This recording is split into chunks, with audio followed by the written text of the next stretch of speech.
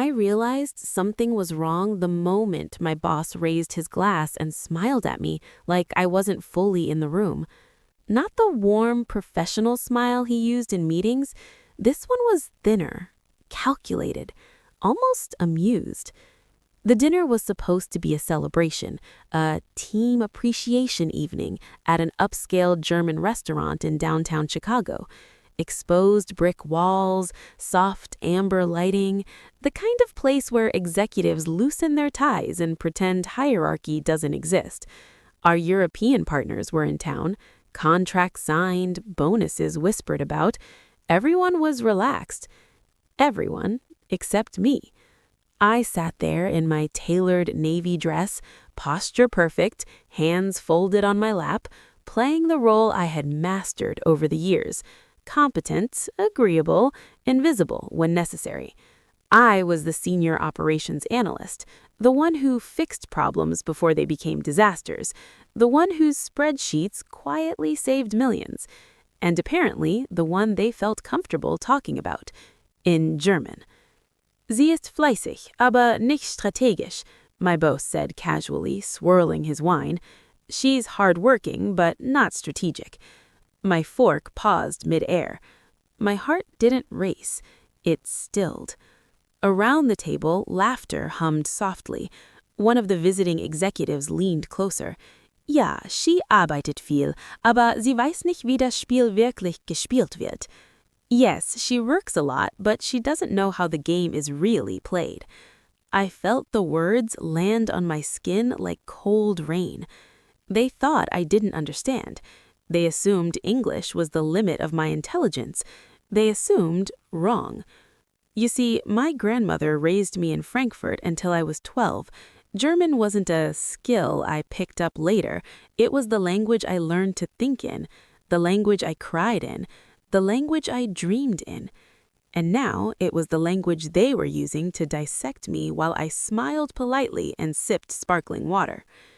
My boss continued, emboldened by his own ignorance.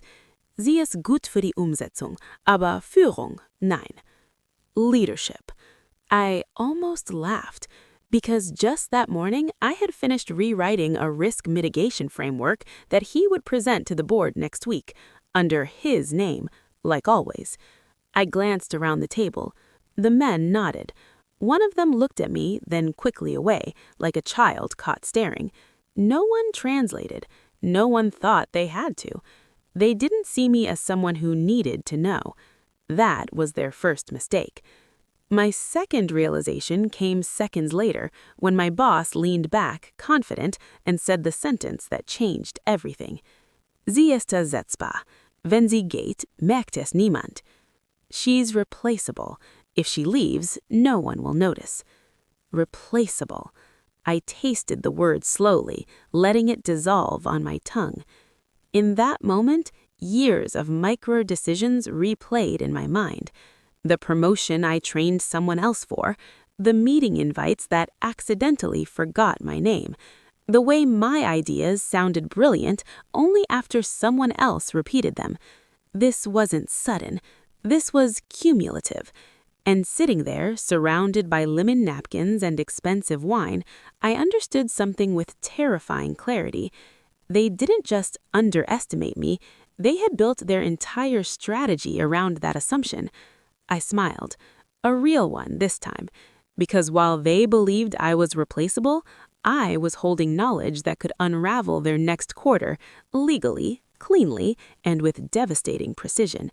And they had no idea that dinner was the moment I decided to stop surviving quietly. As my boss raised his glass again and said, "To teamwork," I raised mine too, and silently promised myself, they will notice when I'm gone. I didn't confront him. Not that night. Not the next morning either. I walked back into the office on Monday wearing the same calm expression I always did, badge clipped neatly to my blazer, coffee in hand, heels clicking softly against marble floors polished to reflect power. The receptionist smiled. My boss nodded without stopping. Everything looked normal. But I was no longer the same woman who had sat at that dinner table. Something fundamental had shifted. When you hear how people talk about you when they think you're deaf to their truth, you gain a kind of clarity that can't be unlearned. I stopped guessing. I stopped hoping. I knew exactly where I stood. Useful, invisible, disposable. And knowing that was freedom. I opened my laptop and began doing something I had never allowed myself to do before. I paid attention. Not to my tasks, those I had mastered long ago, but to patterns, email chains that quietly excluded me after I provided the solution, last-minute meetings scheduled during hours I had blocked months in advance, decisions announced as final that contradicted data I had already shared. I noticed how often my boss forwarded my work upward without my name attached, how frequently my calendar was filled with quick questions that somehow became unpaid consulting sessions, how performance praise came privately, but visibility never did. I had called it professionalism. They called it convenience. One afternoon, while reviewing quarterly forecasts, I stumbled across something that made my fingers pause above the keyboard. A discrepancy. Small, easy to miss, buried between vendor projections and internal cost assumptions. If someone glanced quickly, they'd never notice. But I wasn't someone. I was the person who built the model. The numbers had been adjusted. Not dramatically, not illegally on the surface, but strategically enough to make a future shortfall look like a surprise instead of a consequence.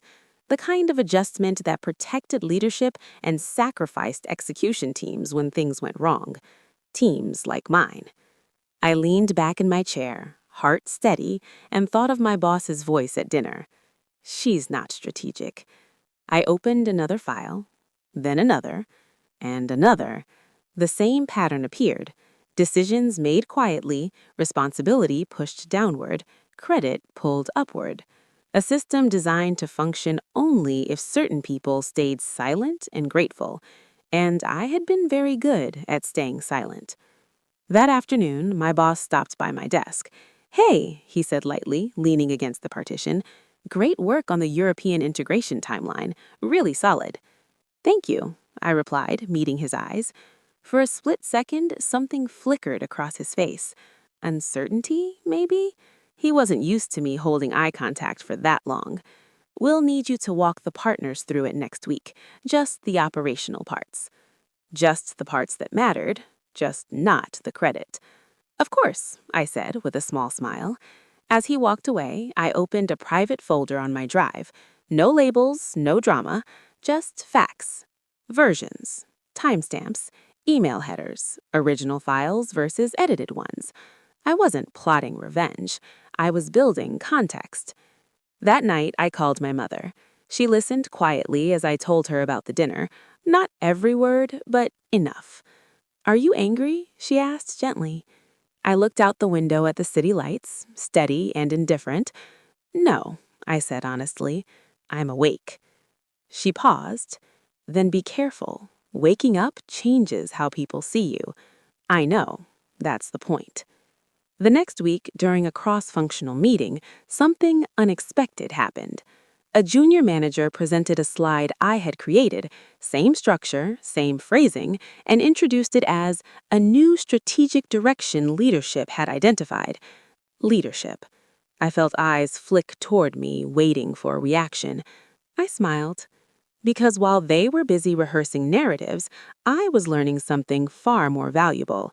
They didn't fear me speaking up. They feared me being seen. And once you understand what someone fears, you understand exactly where their structure is weakest. As the meeting ended, my boss clapped his hands together. "Great alignment, everyone," he said. Alignment. I closed my notebook slowly. Because alignment only works when the ground beneath it is stable, and I had just discovered how fragile theirs really was. Next chapter, I wouldn't just be observing anymore. The invitation arrived at 6:42 p.m. Subject line, Leadership Sync Confidential. I wasn't supposed to be on that list.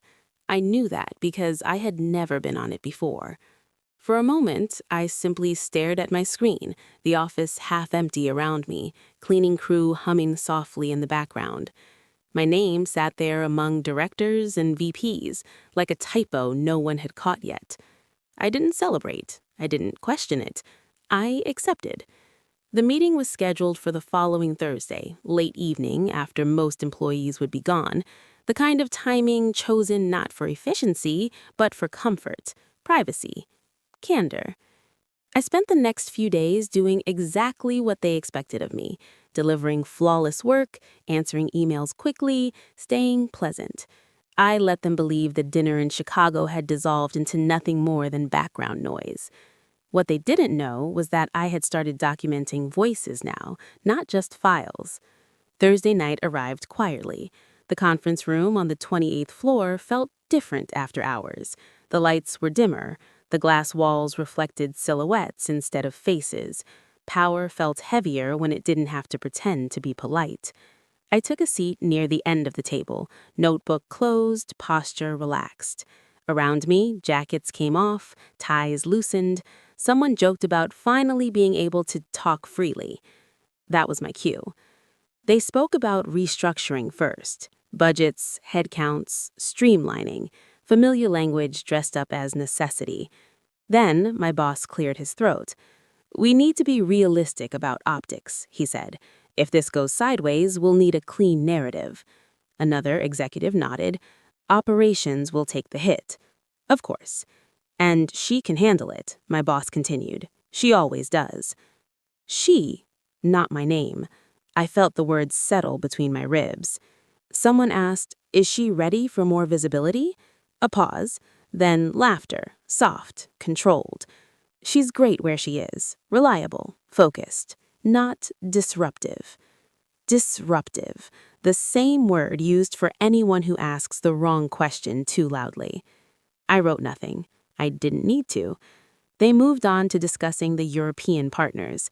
And then, without even lowering his voice, my boss switched to German. "Wenn es schief geht, können wir sagen, dass sie die Umsetzung falsch eingeschätzt hat," he said. "If it goes wrong, we can say she misjudged the execution." The room stayed quiet. No one objected. My pulse didn't spike. It sharpened. Another voice chimed in. "Und wenn sie fragt?" "And if she asks?" My boss smiled. I could hear it. "Sie fragt nie die falschen Fragen." She never asks the wrong questions. They thought that was praise. I closed my notebook slowly. For the first time, I understood the full shape of the box they had built around me. It wasn't just about denial of promotion or credit. It was about positioning me as insulation, a buffer between leadership decisions and accountability. I wasn't invisible. I was useful cover. When the meeting ended, people stood, stretched, checked their phones. My boss clapped me lightly on the shoulder as he passed. "Thanks for staying late. Couldn't do this without you." I met his eyes and smiled. "I'm sure." He didn't notice the emphasis. That night, I didn't go home. I went back to my desk and opened the folder I had been quietly building for weeks. I added time-stamped notes, not opinions, not emotions, just facts. Languages used, decisions stated, assumptions made, patterns confirmed. Around midnight, an email notification appeared from HR. Subject, career pathing conversation. I laughed, softly, alone. They wanted to talk about my future, about alignment, about expectations. What they didn't realize was that my future had just expanded beyond the narrow corridor they had assigned me. Because buried deep in those files, emails, and conversations was something they had overlooked. A compliance obligation tied directly to the European partners, one that required full transparency in reporting assumptions. And I was the only one who had worked on every version, the only one who knew exactly when the numbers changed and why. As I shut down my computer, the city glowing beneath me, I felt something unfamiliar settle into place. Not anger, not fear, control. They thought the danger was me speaking up too loudly. They never considered what would happen when I finally spoke to the right people. And next chapter? I wouldn't be listening anymore. I would be choosing when to be heard. The meeting with HR was scheduled for 9 a.m. sharp. I arrived at 8:47, not because I was eager, but because punctuality in that building was a kind of currency, and I wanted no one questioning my professionalism when the ground eventually shifted. The HR director greeted me with a practiced smile, the kind perfected through years of delivering disappointment wrapped in neutral language.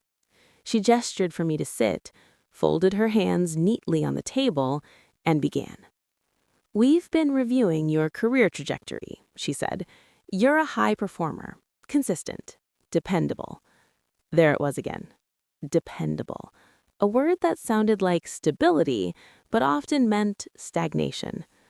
"We wanted to talk about long-term fit," she continued, "where you see yourself, how leadership sees you growing." I nodded, calm, attentive.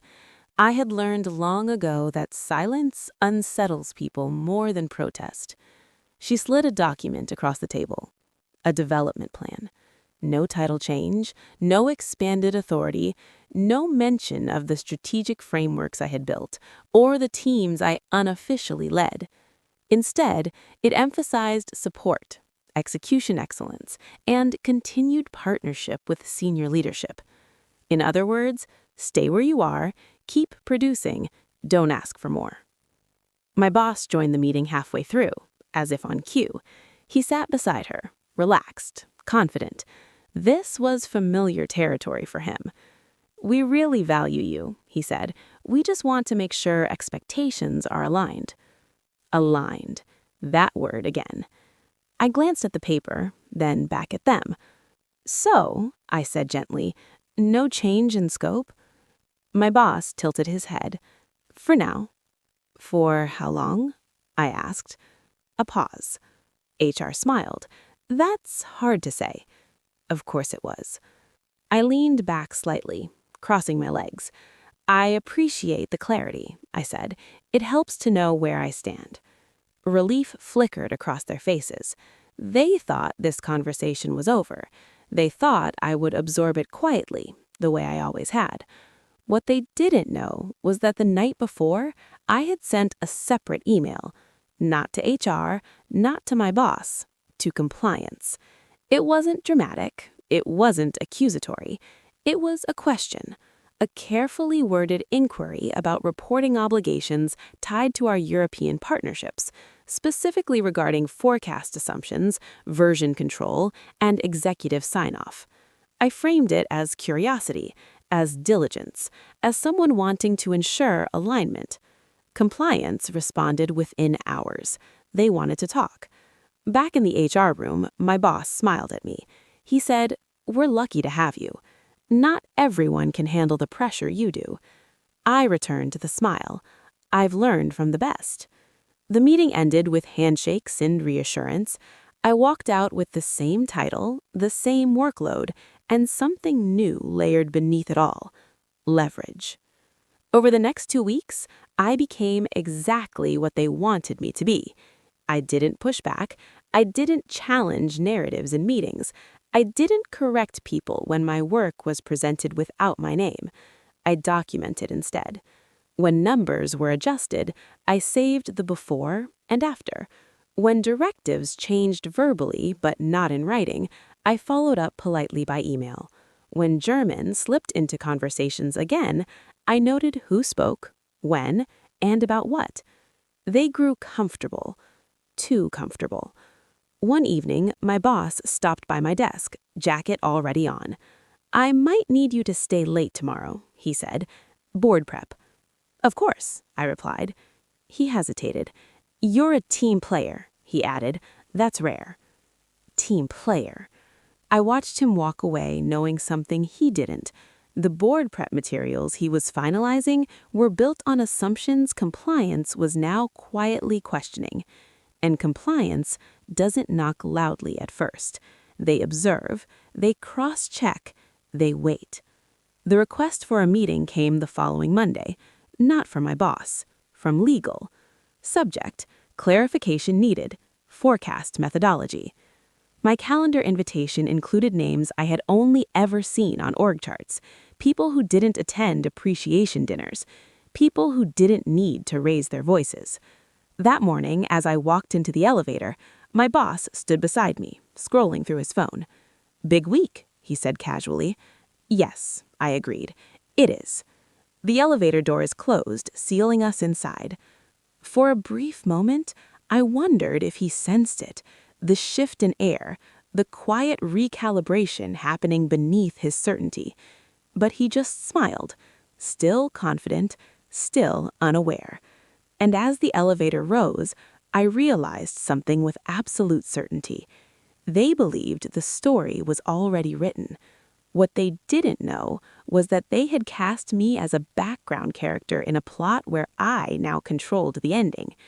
And in the next chapter, they would finally hear my voice, not raised, not angry, but impossible to ignore. The legal conference room was colder than the others, not in temperature, in intention. No artwork, no glass walls, just a long matte table, a muted screen, and chairs that didn't invite comfort. This wasn't a space designed for brainstorming. It was designed for truth. I arrived 5 minutes early. 3 people were already there. Legal, compliance, internal audit. No HR. No, my boss. That alone told me everything. "Thank you for coming," the woman from compliance said as I sat down. Her voice was calm, measured. She didn't smile. "We have a few questions about the forecasting models used in the European integration." "Of course," I replied. The screen lit up. My work. Not his version. Mine. Original files, version histories, timestamps. They hadn't asked me to explain myself. They had asked me to confirm reality. "Can you walk us through how these assumptions were originally structured?" Legal asked. I did. Slowly, precisely, without emotion. I explained the logic, the safeguards, the sensitivity analyses. I showed how deviations increased risk exposure, not hypothetically, but mathematically. "And when did these assumptions change?" Audit asked. I took a breath. "That depends on which version you're referencing." I watched their eyes sharpen. I clicked forward. 2 versions appeared side by side. Same file name, different outcomes. "One was finalized after executive review," I continued. "The other reflects post-review adjustments." "Were you consulted on the changes?" Compliance asked. "No." "Were they documented?" Legal pressed. "Not formally." Silence filled the room, the kind that hums. "Who approved the final version?" Audit asked. I didn't rush the answer. "The executive sponsor," I said. "My boss." They exchanged glances, not surprise, confirmation. Then compliance asked the question I had been waiting for. "In previous meetings," she said carefully, "were risks discussed in languages other than English?" I met her eyes. "Yes." Legal leaned forward. "And were those discussions documented?" "No." Another pause. I felt something shift, not just in the room, but in me. For years, I had been careful not to seem difficult, not to appear threatening. Now, I wasn't trying to be anything at all. I was just accurate. "We'd like you to forward any materials you have related to this," compliance said. "I already have," I replied. That was the moment they looked at me differently, not as support, not as execution, as source. 2 hours later, I walked out of that room lighter than I had felt in years. My phone buzzed before I reached my desk. A message from my boss. "Did legal meet with you?" I stared at the screen, then typed, "Yes, they had questions." The reply came quickly. "About what?" I let the dots blink, disappear, blink again. "About accuracy," I wrote, "and accountability." I didn't add anything else. The rest of the day passed strangely. Meetings were canceled, calendars shifted, people spoke in lower voices. My boss didn't stop by my desk. He didn't call. At 4:11 p.m., an email went county-wide. Subject, leadership update. It was brief, neutral, carefully worded. Effective immediately, Executive name will be stepping away from his role pending an internal review. Pending an internal review. I sat very still. This wasn't celebration territory. This was consequence territory. Around me, whispers rippled like wind through dry leaves. People glanced at me, then away. A few looked directly, curious, cautious, recalibrating. No one asked me anything. That evening, as I packed my bag, the compliance director approached my desk. "Thank you for your professionalism," she said quietly, "and your thoroughness." I nodded. "I just did my job." She studied me for a moment. "You did more than that," she said. "You protected the company." Protected. Not exposed, not attacked. Protected. When I reached the elevator, my phone buzzed again. A message, unsent, unsaved, from my boss. "We need to talk." I closed my eyes. Because here was the truth they never considered. I had never wanted revenge. I wanted respect. And the irony was almost poetic. They would have kept everything if they had given me just a fraction of it. The elevator doors opened. I stepped inside alone, watching my reflection in the mirrored walls. For the first time, I didn't look like someone bracing for impact. I looked like someone standing in the aftermath. And as the doors closed, I knew one final thing. The story wasn't over yet, because consequences don't end with silence. They end with decisions. And in the final chapter, I would decide what came next. The day after the announcement, my badge stopped working. Not permanently, just long enough to make a point. I stood in the lobby at 8:12 a.m., swiping once. Red light. Twice. Red again. The security guard glanced at me, apologetic. "System's been sensitive lately." I smiled. I understand. Because of course it had. When structures shift, the system always panics first. By the time I reached my desk, escorted, logged, documented, my calendar had been wiped clean. No meetings, no placeholders, no quick syncs. Just one invitation, centered like a dare. From interim COO, subject, conversation, time, 10 a.m. No agenda. That was new. I didn't rehearse. I didn't prepare slides.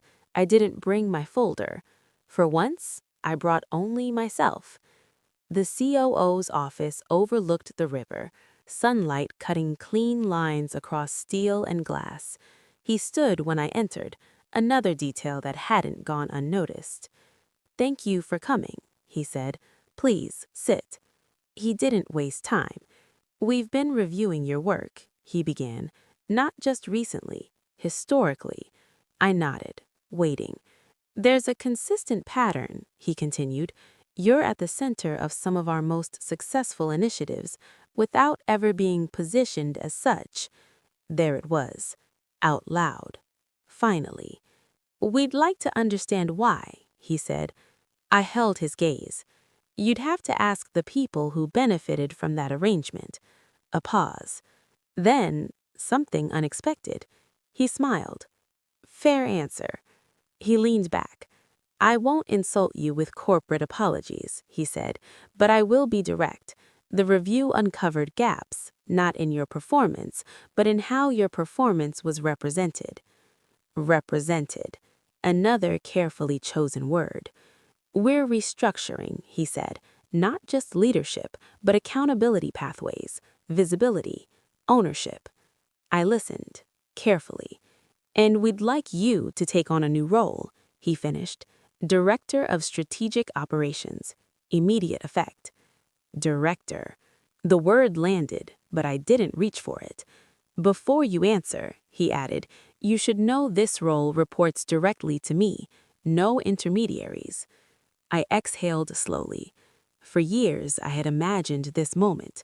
The recognition, the validation, the apology wrapped in promotion. I had assumed it would feel like victory. It didn't. It felt like choice. "May I ask a question?" I said. "Of course." "Why now?" I asked. "Why not before legal got involved?" He didn't flinch. Because before, he said honestly, we mistook silence for comfort. There it was again. Silence. The thing I had weaponized without ever raising my voice. I stood, walked to the window, watched the river move. Steady, indifferent, unstoppable. I'll accept, I said finally, on one condition. He raised an eyebrow. Name it. I want my team named on what they build. I want transparent attribution, and I want language access in executive meetings, no more selective understanding. He didn't answer immediately. Then he nodded. Done. Just like that. When I left his office, the building felt different. Not friendlier, not warmer, more honest. People noticed me now. Doors opened faster. Conversations paused when I passed. A few colleagues smiled, cautious, curious. At my desk, an envelope waited. Inside was a handwritten note. From Compliance. You reminded us why systems exist. Thank you. I folded it carefully. That afternoon, HR sent a revised announcement. This one had my name, my title, my scope, my authority. No euphemisms. As I shut down my computer that evening, my phone buzzed one last time. An unknown number. I never knew you spoke German. I stared at the message for a long moment, then typed back. You never asked. I didn't wait for a reply. Outside, the city pulsed, loud, alive, indifferent to hierarchy. I walked into it with steady steps, shoulders relaxed, spine straight.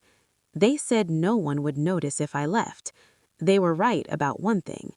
I didn't leave. I stayed. And that was the part they never planned for.